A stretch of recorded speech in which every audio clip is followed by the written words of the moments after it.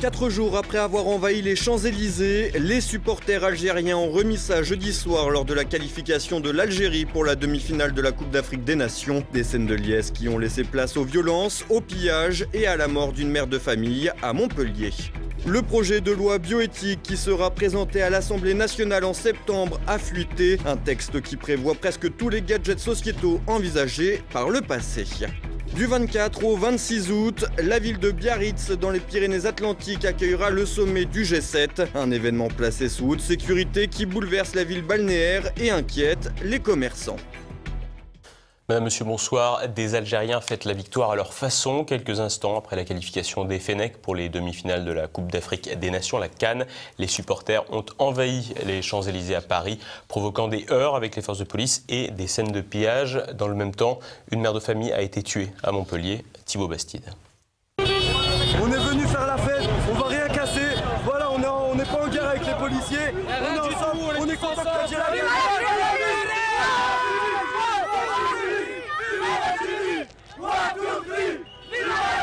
Non, cette scène ne se déroule pas à Alger, mais bien sur les Champs-Élysées à Paris. 4 jours après les scènes d'euphorie sur la plus célèbre avenue de France, suite à la qualification de l'Algérie pour les quarts de finale de la Coupe d'Afrique des Nations, les supporters des Fennecs ont remis ça jeudi soir lors de la qualification de leur équipe de cœur pour le dernier carré de la compétition continentale.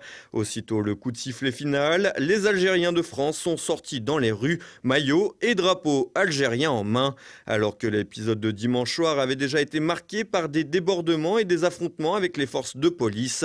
La joyeuse pagaille a passé une étape supplémentaire jeudi soir. Ainsi, des milliers d'Algériens de nationalité française se sont emparés une nouvelle fois des Champs-Élysées à grand renfort de fumigènes, de klaxons et de musique orientale.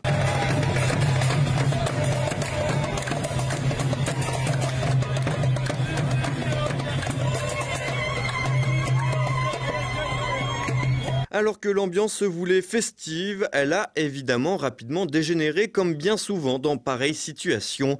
En effet, que ce soit à Paris, à Lyon, Marseille ou encore Toulouse, le scénario a été le même, à savoir des affrontements avec les forces de police qui ont essuyé des tirs de projectiles, voire de mortiers ou de pétards. Pour éviter d'envenimer la situation pour des raisons politiques évidentes, ces derniers n'ont répliqué que légèrement avec des gaz lacrymogènes pour disperser la foule. Dans la foulée, des groupes s'en sont pris à 3 magasins de motos situés sur l'avenue de la Grande Armée. Une fois la vitrine cassée, plusieurs dizaines de personnes ont pillé 2 magasins, dont une enseigne Ducati, s'emparant des accessoires, mais aussi de motos avant que les forces de l'ordre n'interviennent.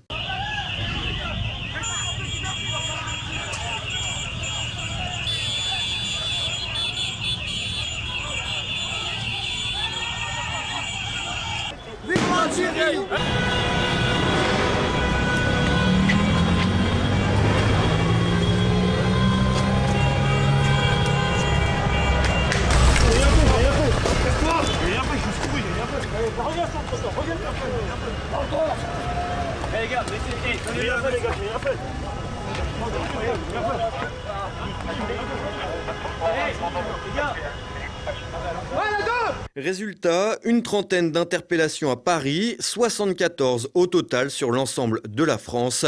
Mais le pire s'est produit dans le quartier de la Mosson, à Montpellier. Un supporter de l'Algérie, roulant à vive allure, a fauché une famille, tuant la mère et blessant grièvement sa fille de 17 ans et son bébé d'à peine 1 an. Le bébé, polytraumatisé, a été transporté en urgence absolue à l'hôpital, tandis que son pronostic vital est engagé. Quant à la jeune fille de 17 ans, elle a eu les membres inférieurs fracturés. De son côté, le ministre de l'Intérieur, Christophe Castaner, silencieux sur les faits de dimanche soir, a jugé inacceptable les dégradations et incidents commis en marge des rassemblements festifs dans un tweet publié ce vendredi matin. Une réaction légère alors qu'il y a eu un homicide à Montpellier. On peut d'ailleurs s'attendre au même scénario lors de la demi-finale de l'Algérie face au Nigeria dimanche. De quoi laisser présager une sacrée pagaille en cas de qualification de l'Algérie pour la finale, surtout lorsque l'on sait que le 14 juillet est toujours un jour marqué par une recrudescence des violences. Le texte du projet de loi bioéthique de septembre prochain a déjà fuité. Le document qui circule du côté du Palais Bourbon a de quoi inquiéter les défenseurs de la famille. Décryptage d'un texte qui ne manquera pas de faire polémique. Un texte de loi bioéthique qui porte en lui des changements réels du mode de vie en France. Le projet de loi relatif à la bioéthique, présenté par le ministère des Solidarités et de la Santé, vient entériner une bonne décennie de fantasmes idéologiques faits de PMA, de destruction de la filiation et de table rase du modèle familial traditionnel.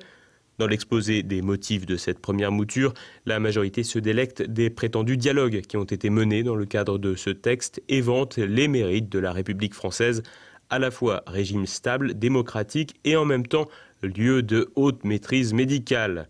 Dans ce concentré de propagande est également évoqué le rôle de la France, dont je cite « La position sur ces sujets a une valeur bien au-delà de ses frontières en Europe et dans le monde ». Enfin, le gouvernement conclut son introduction en affirmant vouloir concilier, le fameux en même temps, le respect de l'intérêt collectif, des avancées scientifiques et les revendications de la dite société. Le projet de loi s'articule, lui, autour de 6 axes structurants avec en titre 1 l'ouverture de la PMA aux femmes mariées et aux femmes seules. L'assurance maladie prendra évidemment les frais engendrés. L'accord du conjoint pour un don de gamètes est pour sa part supprimé. Le texte tire également les conséquences en matière de filiation et propose 2 pistes en la matière. Le titre 2 évoque l'encouragement à la solidarité entre les personnes par le don d'éléments et produits du corps humain. Une manière élégante d'aborder le trafic et la commercialisation à venir en matière d'organes, de tissus et autres cellules. Le titre 3, lui, se cantonne à ce qui est nommé une diffusion de nouveaux progrès scientifiques et technologiques dans le respect des principes éthiques, un mot passe-partout qui semble complètement vidé de son sens. Quant au titre 4, il vise tout bonnement à supprimer les contraintes dites infondées qui pèsent sur la recherche recourant à certaines cellules, comprendre développement accru de la recherche embryonnaire sous couvert d'un vernis éthique. Le titre 5 sent lui bon l'eugénisme et vise pour sa part à intensifier le diagnostic prénatal qui permet d'éliminer les fœtus qui ne conviendraient pas aux parents ou aux acheteurs. Ce titre implique également dans son article 20 la suppression de la proposition systématique d'un délai de réflexion pour les avortements dits de raison médicale. L'article 23 favorise lui l'avortement des jeunes filles mineures en cachant légalement leur hospitalisation aux parents. Enfin, le titre 6 évoque les mesures qui permettront d'installer une gouvernance bioéthique adaptée au rythme des avancées des sciences et des techniques, consacrant notamment l'élargissement du périmètre du très idéologique Comité consultatif national d'éthique. Si le texte est susceptible de quelques modifications, l'esprit de la loi est clairement au changement total en matière de bioéthique. La gestation pour autrui ne figure pas dans le texte. Plus polémique que la PMA, la GPA fera l'objet d'un débat en septembre à l'Assemblée et devrait être introduite dans la loi par le biais d'un amendement ou d'une proposition de loi afin de faire passer la pilule avec un vernis démocratique. À ces grands chambardements dits sociétaux s'ajoutera probablement au programme de la rentrée parlementaire un texte visant à la légalisation de l'euthanasie. Ainsi, la boucle sera bouclée, la majorité ne pourra en revanche plus cacher son échec économique et social derrière ses gesticulations sociétales. Biarritz, ses plages, son grand hôtel, ses halles et son G7 du 24 au 26 août prochain. La célèbre ville de la Côte Basque accueillera le G7, une réunion entre les 7 plus grandes puissances économiques mondiales. Un événement sous très haute surveillance qui risque de perturber la saison estivale et ressemble un peu au fait du prince Macron.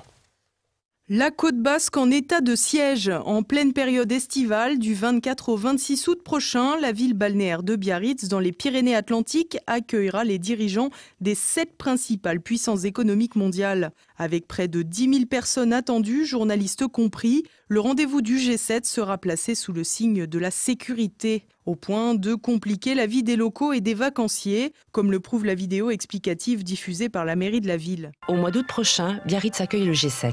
Afin de garantir la sécurité de tous, 2 zones de protection limitant l'accès à la ville sont mises en place du 23 au 26 août. Pour y accéder, vous devez être muni d'un badge. Comment obtenir son badge ? Vous êtes résident en zone 1 ou zone 2. Vous et l'ensemble des personnes qui résideront chez vous devrez être munis d'un badge. Pour l'obtenir, vous avez reçu un imprimé dans votre boîte aux lettres. Quelques indications pour le remplir au mieux. Écrire en majuscules et à l'encre noire. Indiquer l'adresse de résidence à Biarritz dans l'encadré grisé. L'autre adresse à indiquer dans le tableau concerne uniquement les riverains résidant hors Biarritz. Joindre au formulaire une photocopie de la pièce d'identité sélectionnée dans la liste. Une fois le document dûment rempli, renvoyez-le dans l'enveloppe préaffranchie avant le 30 juin. Pour retirer votre badge, 2 options sont possibles selon votre situation. Vous êtes résident à l'année. Venez récupérer badge et macarons en main propre, munis de votre pièce d'identité, au centre des 3A, Square d'Ixelles, du 1er au 22 août, du lundi au samedi de 8h à 18h. Vous êtes domicilié hors Biarritz, badge et macarons vous seront envoyés par lettre recommandée avec accusé de réception à votre adresse postale uniquement en France avant le 12 juillet. Un dispositif ultra contraignant mais surtout changeant. La périphérie des zones de sécurité évolue au gré du temps et rend souvent l'organisation encore plus compliquée. Pour Nadia, restauratrice au cœur de la ville, le moment est particulièrement mal choisi. Ça tombe en plein mois d'août, en pleine saison, c'est là où nous on travaille, ou enfin on travaille. Et puis voilà, ils nous font ça là maintenant, quoi. À la limite, ils nous auraient fait ça en plein mois d'hiver. Ça pouvait encore le faire, mais là c'est toute une organisation, il faut qu'on prenne des badges, les gens ne peuvent pas être en vacances ici parce qu'il leur faut des badges, enfin c'est très compliqué quoi, on ne sait pas si on va travailler, il va falloir tout prévoir à l'avance, anticiper tout ça, donc, mais tout en sachant on ne sait pas si on travaillera ou pas, donc on va avoir un stock de courses, mais on ne sait pas si... si le stock sera écoulé ou pas, c'est super compliqué à anticiper quoi en fait. Enfin pour nous là au mois d'août c'est pour moi mais c'est super mal choisi quoi. Ça pouvait pas tomber plus mal quoi. Des inquiétudes qui ne semblent pas toujours relayées par les médias. En effet, les commerçants mis en avant dans la presse semblent se réjouir davantage de l'événement. Pour autant, Nadia craint que l'atmosphère mouvementée ne soit pas propice au commerce, comme l'a déjà démontré la récente visite de Christophe Castaner. Tous les hôtels ont été réquisitionnés apparemment là par tout ce qui est force de l'ordre, journalistes. Donc voilà, ces gens-là vont travailler. Je pense pas qu'ils vont aller dans les commerces faire leurs courses. L'autre fois, on a eu l'occasion de voir un petit peu comment ça allait se passer parce qu'on a eu un ministre. Je vous dis pas, à la journée on n'a pas pu circuler, tout était bouclé. Bon forcément, le commerce il tourne pas dans ces cas-là. Donc juste pour une journée, c'était tout un sketch là et 3-4 jours, là, 4 jours, ça va être compliqué, quoi. Ça va être très compliqué. Les zones à accès limité seront activées du 23 août jusqu'au 26. L'aéroport de Biarritz, réquisitionné pour les participants au sommet, sera également fermé au public toute la durée de l'événement et le parking sera strictement interdit. Même traitement pour la gare ferroviaire de la ville. La grande plage Biarrot sera aussi placée sous séquestre, ni baignade, ni surf, ni activité nautique de quelque sorte. L'atmosphère prévoit donc d'être étouffante. En effet, le passé du Pays Basque avec ses militants nationalistes a déjà fait la démonstration de ses capacités à s'insurger contre l'État. Plusieurs associations telles que G7S, G7 Non en basque, se sont déjà constituées pour mobiliser contre le G7 et la récente visite du ministre de l'Intérieur Christophe Castaner montre que le pouvoir n'est pas serein. La proximité avec la frontière espagnole complique aussi la gestion de l'arrivée potentielle de militants d'ultra-gauche voulant en découdre. Beaucoup annoncent d'ailleurs clairement la couleur, le but, empêcher la tenue de l'événement. Samedi 13 juillet, une première manifestation pour s'opposer au G7 aura lieu à Bayonne. Le 22 juin dernier, une manifestation avait déjà été organisée dans la ville espagnole de Saint-Sébastien, à quelques dizaines de kilomètres de la frontière française. Les collectifs opposés à l'événement ont déjà fait connaître la tenue d'un contre-sommet à quelques kilomètres de Biarritz, avec près de 80 associations mobilisées. Ils se réuniront à Urugne, près de Saint-Jean-de-Luz, à Hendaye, et à Irún, à la frontière espagnole. Une mobilisation de l'opposition particulièrement impressionnante donc, alors que le Pays Basque a déjà montré sa capacité à faire trembler le pouvoir central. Et passons à présent à l'actualité en bref avec Thibaut Bastide. La France se dote d'un nouveau sous-marin d'attaque avec le Suffren, premier d'une série de 6 nouveaux sous-marins à propulsion nucléaire. Paris s'inscrit en rupture avec la stratégie des navires Ruby émis sur des appareils plus discrets et polyvalents. Une bonne nouvelle pour l'ingénierie et l'industrie française dans un contexte de tension internationale avec une augmentation mondiale du nombre de sous-marins, plus 6% en 5 ans. Reste à présent à déterminer à quoi serviront ces engins et quelle direction diplomatique la France entend prendre à long terme, et cela paraît plus complexe que de bâtir une flotte hyper moderne. Tripoli interpelle Paris. Le gouvernement libyen d'union nationale reconnu par l'ONU a demandé jeudi des explications urgentes à Paris alors que les autorités françaises ont reconnu que des missiles retrouvés près de la capitale libyenne dans un QG de l'opposant au régime, le maréchal Haftar, lui appartenaient. Le ministre des Affaires étrangères libyen a ainsi demandé à son homologue à Paris comment des armes françaises pouvaient ainsi se retrouver dans son pays contre le gouvernement officiel. Selon le ministère français, il s'agirait seulement d'armes destinées à l'autoprotection d'un détachement français déployé à des fins de renseignement en matière d'antiterrorisme. Il s'agirait par ailleurs, selon Paris, d'armes endommagées et hors d'usage. En dépit de l'embargo onusien, les différentes forces en présence continuent de recevoir des livraisons d'armement et la crise libyenne s'inscrit toujours plus dans la durée. 7 et 8 qui font 15. Fin 2018, 15 parlementaires, 7 députés et 8 sénateurs ont été l'objet d'un signalement judiciaire de la Haute Autorité pour la transparence de la vie publique. Ils ont été signalés au parquet national financier pour des dépenses présumées interdites, s'étageant entre 20 000 € et 80 000 € par élu. Parmi eux, le sénateur centriste de la Marne, Yves Détraigne, et l'ancien patron du Parti socialiste, Jean-Christophe Cambadélis.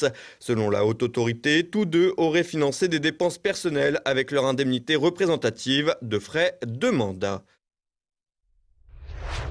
Le haras de Saint-Lô, victime des flammes. Dans la nuit de jeudi à vendredi, un incendie s'est déclaré dans les écuries 2 et 3 du haras qui en compte 8 en tout. Tous les chevaux menacés par les flammes ont été mis hors de danger par les 68 pompiers mobilisés alors que les dégâts causés par l'incendie sont considérables. Le haras, fierté de la ville de Saint-Lô, a été construit par Napoléon en 1806. L'établissement hébergeait jusqu'à 422 étalons au début du XXe siècle.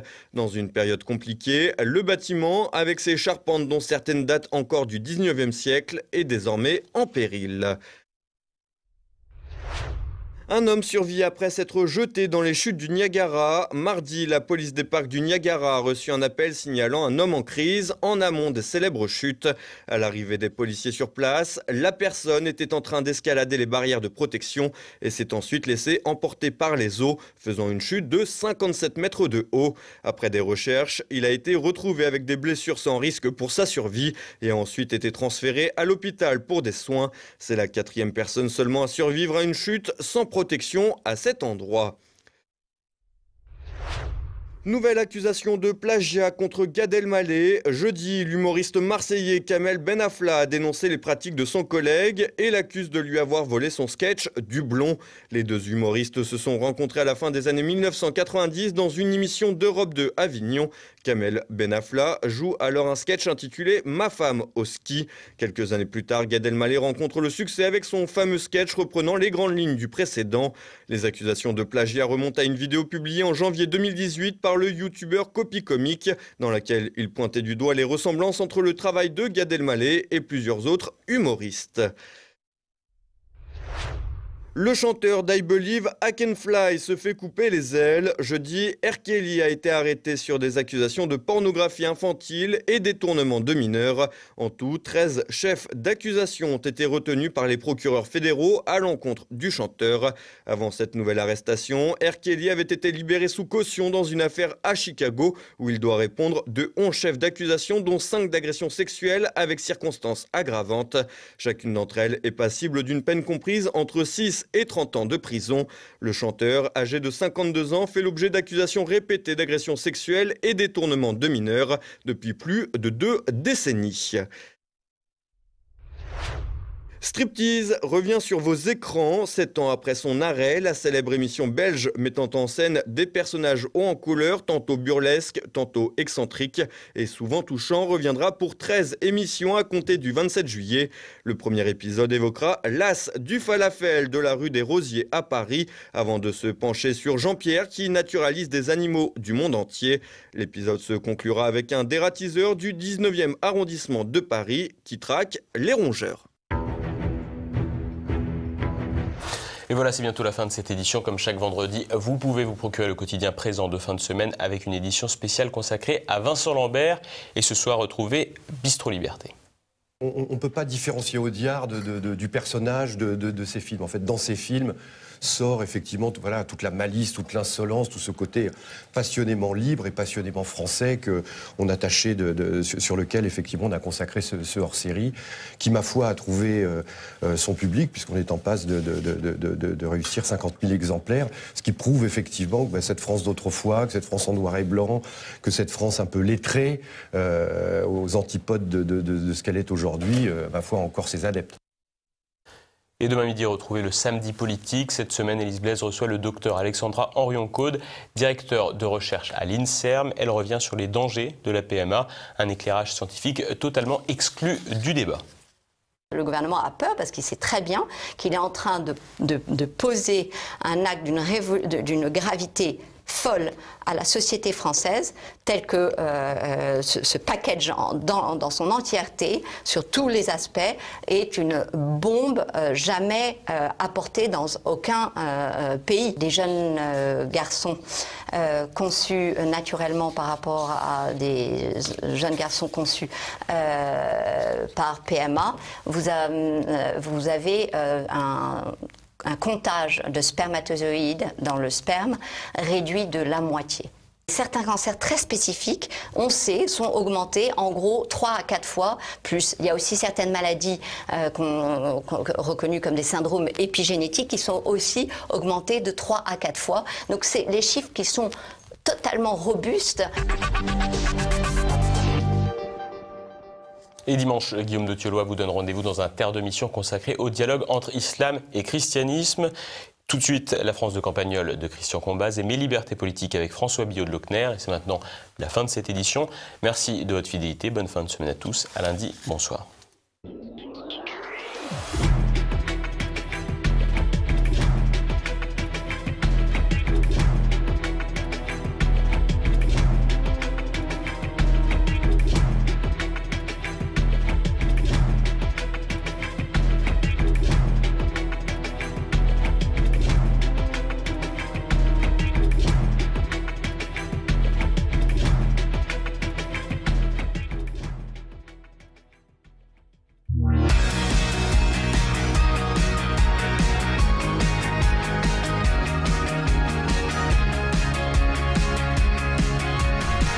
Les vieux dans son village, histoire de discuter un peu. Et là, je m'arrête au milieu de l'introduction parce que je vous entends d'ici. Vous vous dites, quand il nous parle des vieux, il se prend pour qui? N'est-il pas vieux lui-même?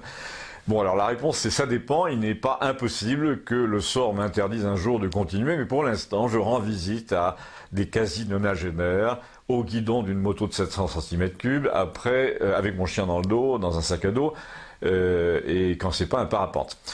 Donc il est possible que je ne sois pas encore tout à fait vieux. Donc j'y reviens, pendant mes visites chez un vieux, il arrive que je tombe sur la fille de l'ADMR, l'aide à domicile en milieu rural. Celle à laquelle je pense s'appelle Josette. Elle est une fille assez imposante et elle est toujours pressée, mais elle dit que c'est pas sa faute et elle a entièrement raison et c'est de quoi je voulais vous parler. Déjà, d'après l'aspect de sa voiture, on voit qu'elle circule beaucoup dans des chemins mal entretenus. Ensuite, elle est toujours en retard évidemment.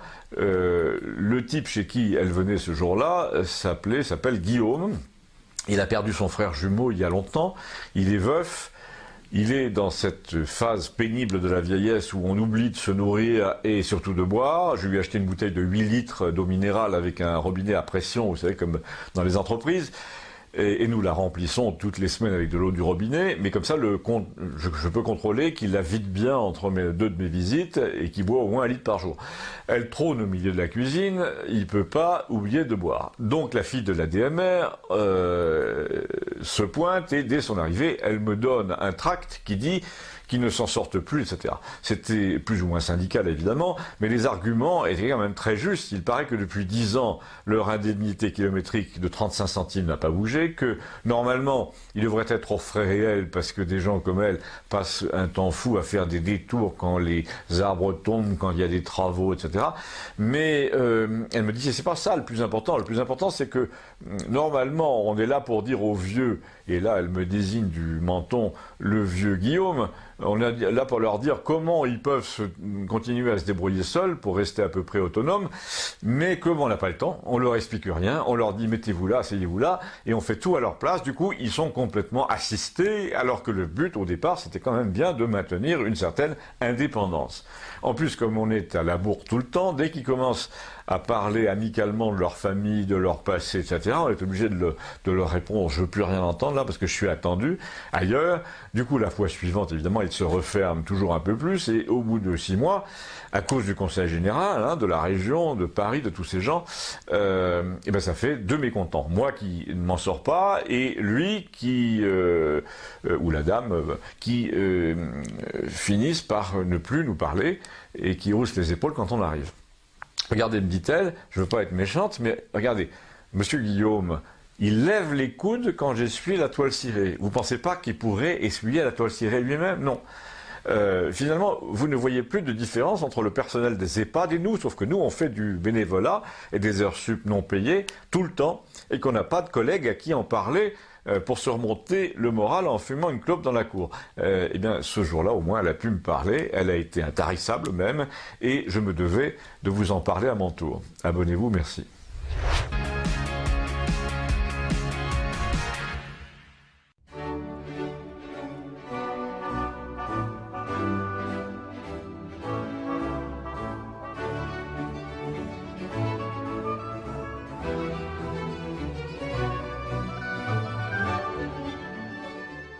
Lentement mais sûrement, dans un en marche irrésistible, nous nous acheminons vers le vote de la loi sur la PMA.